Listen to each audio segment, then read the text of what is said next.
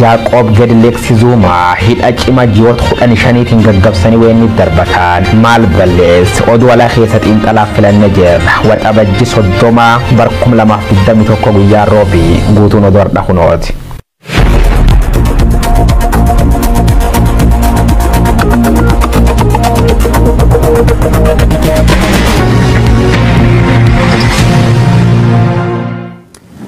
Shamar kafune daawwattoota OMN oduuwwan saatii kana qabannee dhiyaannee jirra. Abrahaam Birruutu oduuwwan isinitti hima. Eebba albama sadaffaa artiist Haacaaluu Hundeessaa maal mallisaa jedhu irratti maatiin haqa ilma isaanii gaafatan. Sagantaa eebba albamaa hoteela Skylight keessatti wixata darbee qophaa'een haati warra artiist Haacaaluu Hundeessaa Aadde Faantuu Damisoo sis dhabee dhugaa keessa dhabee yoo jettu obbo Hundeessaa boonsaa baana Haacaaluu dhiigi mucaa kootii dhangalee akka hin hafne waaqanaaf kadhaa jechuun dubbatanii jiran. Siraash sabaaf guutuu sagantichaarraa waan qopheesse qaba. Warri Aceekoo ajjeestan ajjeesistan dhugaa fi dhiiga isaa dhoksitan ilma bubbula malee dhugaan ilma baha dhugaan ilma waaqaati jedha Oromoon yeroo mammaaku. Yaadannoo ajjeefamuu waggaa tokkoffaa isaatti albamni isaa sadaffaan kan osoo hojjetaa jiru biraa wareegamee wiixata darbee Finfinnee hoteela Skylight'tti bakka maatiin dinqisiifattoonnii fi keessummoonni garaagaraa jiranitti eebbifameetii jira. Artisti Haacaaluu Hundeessaa qabsaa mirga cunqurfamtootaatiif walleen qabsaa'ee yoo ta'u akka lakkoofsa warra faranjootaatti waxabajjee 29 bara 2020 magaalaa Finfinnee kondoominiyeemii Galaan bakka jedhamutti rasaasaan ajjeefame. Sirboota osoo hojjetaa jiru inni biraa wareegame walitti qabuun bifa siidiif uummata isaatiif kan dhiyeessan maatii fi hiriyoonni isaa eebba albama kanaa irratti haqa isaa gaafataniitii jiru. Haati mana artisti Haacaaluu Hundeessaa Aadde Faantuu Damisoo haasaa taasisaniin waa lama dhabeem sis dhabee dhugaa keessa dhabe jechuun dubbatanii jiru. Aceekoo akkuma atuu jette siif jiraadhee du'uun koo egaa waan hin oolle gaariif ammeenya kee waliisaan wallaale kan si dinqu an waa lama dhabduun ta'e kanan gaabbu kan na aarsu. Bifa tokkoon meeqan du'e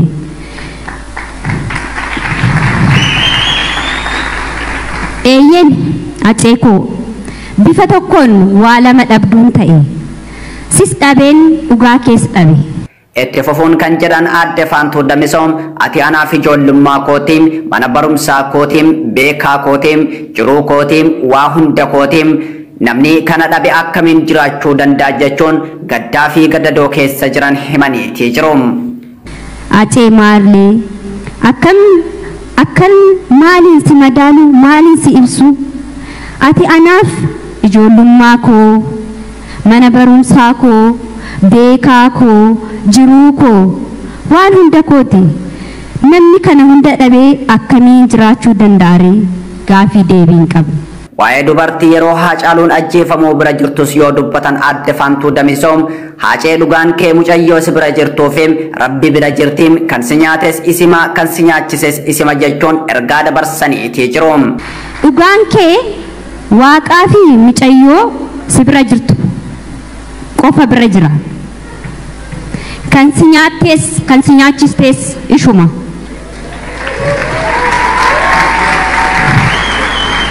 Atuu akkuma jette kan nama nyaatu ni keessa jira jette mitiire.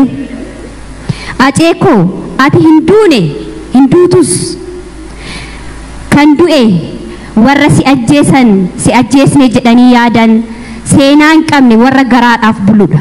Namoonni yeroo Haacaaluun lubbuun jiru diina itti taatanii amma fira fakkaatan of duuba deebi'aa jechuunis jecha haadha mana Haacaaluu Hundeessaati. Abbaan artisti Haacaaluu Hundeessaa obbo Hundeessaa Boonsaan haasawa godhaniin dhiigni mucaa kootii dhangalee akka hin hafne waaqanaaf kadhadhaa jechuun hirmaattota gaafataniitii jiru. Yaa saba galma kana keessatti argamtan waan biraa miti waan baay'een dubbachuu illee man danda'a barbaacha isaan qabu. Wanti ani jedhu namni saba kana galma kana keessatti argame hundumtuu duubaa keessatti ayyaana qaba ayyaana keessan naa kadhadhaa nama mucaa koo galaafate akka gomaa mucaa kootii goodaatti namne dhiigni mucaa kootii goodaatti dhangala'ee akka namne waaqatti naa kadhadhaa kana bichaan isiniin jedha malee waan biraa wanti hin jedhu garuu galatooma. Kana dura obboleessi Qotosuu Haacaaluu Sisaay Hundeessaa turtii BBC waliin taasiseen adeemsa amma jiruun haqni Haacaaluu ni argama jennee hin yaadnu jechuun dubbachuun isaanii yaadatama. Manni murtii Itoophiyaa shakkamtuu Laamroot Kamaal bilisa jedhus maatii fi uummanni Oromoo ajjechaa ilma isaatiif mootummaa Itoophiyaa fi Laamroot Kamaal komataatii jira. Mootummaan Itoophiyaa gama isaatiin abaa'oo shanee jedhee garee waamu komata. Yeroo ammaa siidiin artistii Haacaaluu Hundeessaa kutaalee Oromiyaa garaagaraa keessatti raabsamuun gurguramaatii jira. Karaa toora intarneetaatiinis iTunes fi Amazon irratti gurguramaatii jira. Godina Shaabahaa Aanaa Adaamii Tulluu Jiddoo Kombolchaatti gamtaan barattoota yaadannoo gooticha Oromoo artiist Haacaaluu Hundeessaa gaggeessaa turan humnoota mootummaatiin jumlaan hidhamuu maddeen OMN itti himan. Barattooti kunneen yaadannoo kana gaggeessuuf eeyyama bulchiinsa fi nageenya magaalaa baatutti gaafatanii erga dhoowwamanii booda gara magaalaa Adaamii Tulluutti imaluun mana nama dhuunfaatti osoo yaadannoo kana gaggeessaa jiranii humnoota mootummaatiin hidhamanii gabaasaa maddeen garaagaraa Muhammad Fantaalee qopheessee jira. Faayisaa Eliyaas Tudees. Shawaa Bahaa Aanaa Adaamii Tulluu Jiddoo Kombolchaatti gamtaan barattoota yaadannoo gooticha Oromoo artiist Haacaaluu Hundeessaa gaggeessaa turan humnoota mootummaatiin marfamanii hidhamuu maddeen OMN itti himane. Gamtaan barattootaa kun barattoota kutaa 9 hamma 12 fi akkasuma hayyoota naannichaa of keessatti hammachuun erga hundaa'ee tureetii jira kan jedhu madda keenya naannicharraa OMN fi yaada isaa laate. Barattoonni kunneen yaadannoo kana gaggeessuuf eeyyama bulchiinsa magaalaa baatuu gaafatan erga dhoowwamaniin booda gara magaalaa Adaamii Tulluutti imaluun mana nama dhuunfaatti osoo yaadannoo kana gaggeessaa jiran humnoota mootummaa hidhataniin qabamanii jira. Humnoonni mootummaa hordoffii kana taasisan mana barattoonni kunneen gooticha Oromoo artiist Haacaaluu Hundeessaa keessatti yaadachaa jiranitti marsuudhaan barattoota irratti reebicha yoo raawwatan miidhaan cimaa fi salphaan barattoota kanneen irra gahu Oromiyaa Miidiyaa Neetwork odeeffatee jira. Barattoota kanneen irraa rifeensis haadameeti jira jedha madda keenya kun. Kana booda humni poolisii mootummaa Bilxiginaa barattoota guutuu humnaan konkolaataa Ayisuuzutti fe'uun gara mana hidhaa bulchiinsa magaalaa Adaamii Tulluutti geessuun akka hidhan maddeen keenya naannicharraa OMN dubbise himanii jiru. Maatiin barattoota kana dubbisuuf gara mana hidhaa imalanis humnoota mootummaatiin doorsifamaa jiraachuunis ifoomee jira. Walumaa galatti mootummaan artiist Haacaaluu Hundeessaa ofumaaf ajjeesee uummanni Oromoo akka guyyaa inni wareegame sanillee hin yaadanne dhorkaa jira. Kun garuu uummanni Oromoo akka xiqqingoota kana yaadatu taasisa malee waan irrisa hin qabu jechuun madda keenya baaturraa dubbifne yaada isaa goolabe. Gamtaa barattoota kutaa 9 irraa ka'eetiin hanga kutaa 12tti jiranii fi hayyoota naannaa kana keessa jiran dabalatee maqaa gamtaa kanaatiin waan gurguddaa hojjechaa turanii haa ta'utti garuu kanumaan wal qabate yaadannoo artiist Haacaaluu Hundeessaa gochuu fi ijoolleen kun karoora qabatanii yeroo qaama mootummaatittis beeksisaa turanii akka nageenya barbaadan nagahaan akka magaalaa baatu keessatti kabajachuu barbaadan beeksisanii yennaa akka horkamanii ibin tisheertiyyuu uffattanii socho'uu hin dandeessan magaalaa keessatti jedhamee amni nageenya ittisan kaa'ee jennaan ijoolleen dirqama nu kabajachuu qabna waan ta'eef hin kabajanna jedhanii gara magaalaa Tulluutti deemanii magaalaa baatu mana dallaa nama dhuunfaa keessatti saganticha kabajaa turan. Yeroo kanadha ijoollee kun nama gara 50 oli 50 fi 60 jiru kana jira lakkoofsi isaanii dubartoonni illee Adaamii Tulluutti man dallaa mana dhuunfaa keessatti yeroo isaan kabajuu eegalanitti gara sa'a 4tti humni hidhatee dhaqeetu ijoollee achitti reebee Ayisuuziidhaan fe'eeti gara mana sirreessaa aanaa Adaamii Tulluutti geessee jechuudha. Guyyaa yaadannoo artiist Haacaaluu Hundeessaa sababeeffachuun godinaalee Oromiyaa garaagaraa keessatti namoonni hedduun maaliif tiishartii suuraa artiist Haacaaluu Hundeessaa ofirraa qabu uffatan jechuun mana hidhaatti guuramaa jiraachuu odeeffannoowwan kallattii adda addaarraa OMN dhaqqabaa jiran ni mirkaneessu.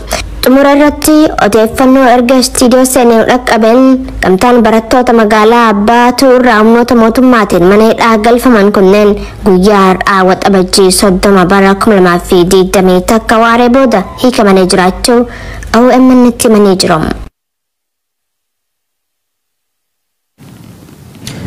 Koreen Haajaalaa Koongireesii Ameerikaa dhimma waraana Tigraay fi hunkurama siyaasaa Itoophiyaa irratti mari'ate. Marii Koree Haajaalaa Ameerikaa kanarratti bakka bu'aan kutaa bulchiinsa Minisoota Koongireesmaan Diin Philip dhimma iddoo erga kaasanii booda ajjecha Haacaaluu Hundeessaa ti wal qabatee agammatti haqi dhabamuu fi mootummaan Ameerikaa callisee ilaaluunsaa akka isa yaaddessu hime. Namooti siyaasaa dabanii dhabanii fi dhimmoota shororkeessummaan farrajamuu dhaabbilee akka TPLF fi waraana bilisummaa Oromoo irratti illee gaafatamee jira. Bakka bu'aan barreessaa dhimmoota Afrikaa Roobert Godek Itoophiyaaf amma kan barbaachisu araara biyyaalessaati jechuun deebii kennanii gaafiif deebii koongireesii keessaa kinooti. It's heartbreaking and infuriating, frankly, to watch a Nobel Peace Prize winner so quickly migrate to an enabler at best, perhaps an architect at worst of the worst humanitarian crises of this era. Wanni ta'aa jiru waan onne namaa cabsu, nama gaddisiisa. Namni badhaasa kabajamaa Noobeelii nagaa fudhate tokko jaarraa kana keessa saffisa badhaasa ulfina qabu kana fudhateen waraana labsee gaagaama namoomaa isaa hamaa hordofsiise. Mootummaan United States kana dhaabsisuu dhabuun na yaaddessa. Biyya san unkurama hamaatu jira. Morkattoonni filannoo keessaa of baasan. Morkattooti ciccimoon immoo mana hidhaa jiru. Dirreen diimokiraasii dhiphatee jira. TPLF fi waraanni bilisummaa Oromoo shororkeessitoota jedhamanii farrajamanii jiru. Kabajamoo ambaasaadar, firrajaan akkanaa dirree siyaasaa nagaan uumaa diimokiraasii wayyoo qabu fide jettu. So Mr. Ambassador, to you, in early May the Ethiopian government of course designated both the TPLF and the OLA as terrorist organizations. So how does that designation change the prospects for a peaceful political environment and a healthy democracy in Ethiopia? Thank you for the question, Congressman. We don't share the view that the TPLF and the OLF should have been designated as terrorist groups. We certainly have not done so ourselves at this point. Galatomi yaada TPLF fi waraanni bilisummaa Oromoo shororkeessitoota jedhu kana itti namannu. Rakkoon gaagaama namoomaa jiraachuu quba qabna. Nuyi mootummaa biyya sanaaf waamicha marii goone. Humnoota Tigraay keessaa lolan dabalatee warra biyya sana jiran mara hirmaachisu mariin siyaasaa biyyaalessaa godhamuu qaba. Yoo kana hin taane biyyi sun rakkina hamaa kana caalutti deemaa jirti. Uummanni Itoophiyaa filmaata isaaf ta'u akka godhatu hawwii keenya ture. Garuu filannoon waxabajjii keessa filatame walabaa fi haqa qabeessa hin turre. Part in it, but we certainly agree that it was not free or fair for most Ethiopians. And it is not the solution to the country's problems. It's a one-off event. There needs to be an inclusive dialogue that resolves the underlying issues. With the remainder of my time, I want to ask about Hakalu Hundessa, of course, the... Dhimma artistii fi qabsaa'aa Hacaaluu Hundeessaa kan ajjeefame gaafachuu fedha. Mootummaan Itoophiyaa ajjecha nama qaalii kana akka balaaleffatuu fi ajjecha Hacaaluu fi mormii ajjecha isaa booda ka'e irratti namoota ajjeefaman ilaalchisee qorannoon walabaa akka godhamu onkololeessa darbe ministiriin dantaalaa Ameerikaa waamicha godhee ture. Akkitti namooti hidhaman qabamanii jiranii fi haqa isaanii seerota idil addunyaa ilaalchisee mootummaan United States maal jedha? The current judicial process and the treatment of detainees, particularly opposition leaders right now. So broadly speaking, Congressman, we continue to have concerns, obviously, about the political environment in Ethiopia. Siyaasa Itoophiyaa irratti yaaddoo jabaa ni qabna. Namoonni siyaasaa fi aktivistoonni baay'een jumlaan hidhamanii jiran. Dhimma kana irratti mootummaa sana faana dubbataa jirra. Akka warri jedhutti seera kabachiisuu fi jedhan. Manneen hidhaa warra jiran dubbisuufis yaalii jajjabduu goone garuu milkoofne. Warri kun haqi isaanii akka mirkanaa'u feena. Namoonni immoo sababa ilaalcha isaaniitiif hidhamuu hin qaban. Sun ejjennoo keenya. But it is critically important in this environment that no one be persecuted or prosecuted simply because of their political views. Mootummaan Ameerikaa tarkaanfii dhukaasa dhaabuu mootummaa Itoophiyaa akka jajjabeessu himeetti jira. Hoogganoonni TPLF lolli itti fufaa jechaa jiru dabalannee oduu kan akkanooti. Ministiriin dantaalaa Ameerikaa humnooti lola Tigraay keessaa qooda qaban marti seera idil addunyaa akka kabajan deeggarsi namoomaa akka hin gufannee fi qorannoon walabaa yakkamtoota gaafatama taasisuu akka godhamu gaafate. Loltooti Eritraa saffisaa fi karaa ifaa fi adda bahee beekamuun bahanii arguu feena jedha. Dursa kan kenninuuf deeggarsa namoomaati ka jedhu mootummaan United States. Mootummaa Itoophiyaa hoogganoota Tigraay dhaabbata mootummoota gamtoomanii fi dhaabbilee idil addunyaa kan dhimma kanarratti hojjetan waliin ni hojjeta. Mootummaan Ameerikaa tarkaanfii dhukaasa dhaabuu mootummaa Itoophiyaa fi haala Tigraay keessa jiru itti dhiyeenyaan hordofaa jirraa jedhee jira. Egaa mootummaan Itoophiyaa muddamaan Tigraay keessaa bahuu labsee asitti ibsa jalqabaa kan kenne mootummaan Ameerikaa tarkaanfii lola dhaabuu kun jajjabeeffamuu kan qabuu fi hojiirra oolmaansaa garuu waraana dhaabuu fi uummata miidhameef karaa deeggarsa namoomaa banuu lafarratti kan qoratamu ta'a jedha. Haala Tigraay fi guutuu biyyattii keessatti deemaa jiru dhiyeenyaan hordofaa jirra. Qaamoleen hunduu dhukaasa dhaabuudhaan marii siyaasaa hunda hirmaachisa eegaluu qabu. Marii siyaasaa malee afaan qawweetiin tokkummaa biyyaa fi uummataa tiksuun hin ta'u jechuun mariin waliigalaa eegaluu akka qabu ifatti lafa kaayati jira. Bulchiinsi Joo Baayiden gama biraatiin yakkoon suukanneessaan duguuggaa sanyii namaa Tigraay keessatti raawwatamuusaa mirkanaa'ee jira jedha ibsi Koree Haajaa Alaa Ameerikaa. Koreen kun kibxata ragaa dhaggeeffateen Tigraay keessatti loltoota Itoophiyaa fi Eritiriyaa yakka waraanaa yakka namoomaa fi duguuggaa namaa raawwachuu isaanii mirkanaa'ee jira. Haadholii fi haawwan gudeedamuu fi beelli akka meeshaa waraanaatti tajaajiluun saaxilamee jira jedha. Hoogganaan Itoophiyaa Abiy Ahmed hoogganaa saffisaan gootummaarraa gara tuffatamaatti gadi bu'eedha jedha. Gaazexaa beekamaan The New York Times waamicha araaraa idil addunyaa diduudhaan waraana bobbaaseen yakki suukanneessaan Tigraay keessatti raawwatamee jira ka jedhe gaazexaan kun eega waraanni mootummaa Itoophiyaa rukutamee Tigraay keessaa baafame finciltoonni Tigraay miira gammachuutiin injifannoo kabajataa jiranii jedha. Kanumaan wal qabatee qondaalli olaanaan TPLF Getaachoo Raddaa diinota keenya haga naannoo Amaaraa fi Eritiriyaatti hordofnee rukunna jechuun madda oduu Rooyitersitti muusaanii gaazexaan kun eereeti jira. Mootummaan federaalaa waraana dhaabuusaa hoogganoonni TPLF garuu waraana dhaabuudhaaf fedhii waan qaban hin fakkaatu. Oduu maddeen alaarraa arganne ni goolabna. Manni murtii olaanaa Afrikaa Kibbaa pireezidantii duraanii Afrikaa Kibbaa Jaakob Zuma irratti hidhaa ji'oota 15 dabarse. Murteen kun kan irratti darbe manni murtii yeroo pireezidantii turanitti himannaa malaamaltummaan akka qoratamaniif waamicha dhiyaate diduu isaaniitiin yakkama ta'uu isaanii erga mirkaneessee booda jedhame. Zumaan guyyoota 15 keessatti harka poolisiitiin kennatan taanaan qabamanii poolisiidhaan akka hidhaman murtaa'ee jira. Guyyoo Waariyoo gabaasa BBC fi Aljeeziraa ta'anii qindeesse. Let's bring you some breaking news now on the former South African President Jacob Zuma. Pireezidaantiin Afrikaa Kibbaa duraanii Jaakob Zuma gaafan gortur tajaajila murtii diddi jedhamuun hidhaan cimaan ji'oota 15tti murtaa'u BBC'n gabaase. Jaakob Gedilee Leeksa Zuma jedhama. Namoonni tokko tokko immoo Jeezi jedhanii ni yaamu. Jaarsi gani 80maati Julius Malema Afrikaa Kibbaatti immoo pireezidaantii Afreessoo ta'uun eegi bulchaa tureen duuba akka war faranjoota bar 2018 keessattu jechuun dhumadhan angorra qaarisan bulchoota Afrikaa keessa war barnootaan sadarkaa gadaanaa jiran jedhan keessa namqaraati Nelson Mandela yookaan Madiba fa waliin immoo sirna apartheid mormit jedhamuun Robben Island faatu waggoota 10 fidhamu isaatti dubbata.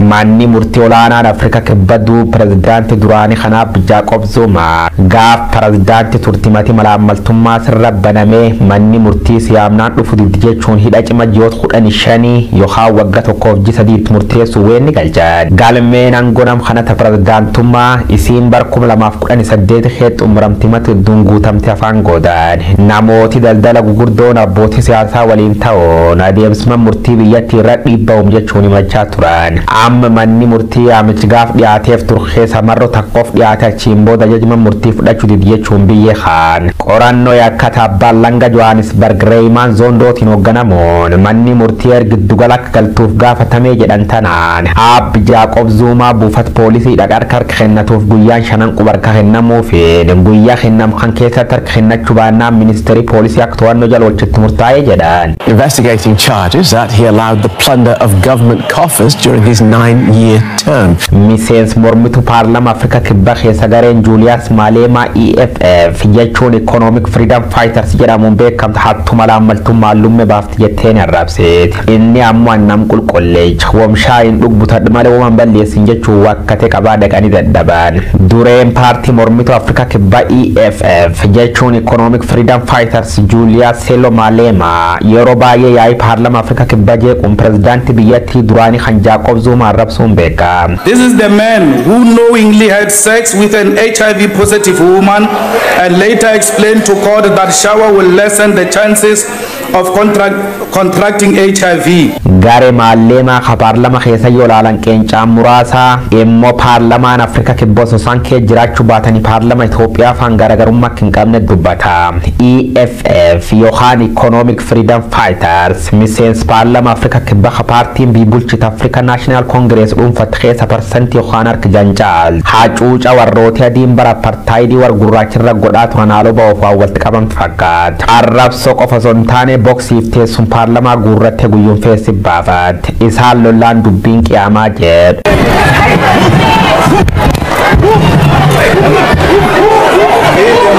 Kanaaf namoota hedduu bira